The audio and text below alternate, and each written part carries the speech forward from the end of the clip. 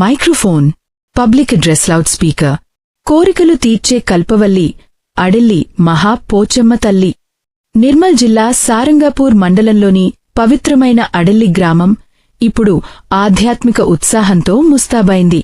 కార్తీక మాసం సందర్భంగా నూతన ఆలయంలో మహా పోచమ్మ తల్లి పునఃప్రతిష్ఠాపన అనంతరం భక్తులు వేల సంఖ్యలో చేరి అమ్మవారిని దర్శించుకుంటున్నారు. స్పార్కిల్స్. భక్తుల మనసుల్లో కల్పవల్లిగా స్థానం సంపాదించిన ఈ తల్లి కోరిన కోర్కెలను తీర్చుతూ భక్తుల జీవితాల్లో దివ్య కాంతిని నింపుతోంది. స్క్రాల్.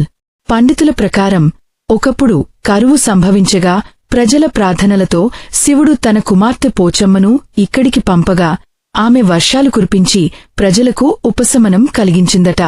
అప్పటినుంచే అమ్మవారు అడెల్లిలోనే కొలువుదీరి భక్తుల కోర్కెలను తీర్చుతూ ఉన్నారు.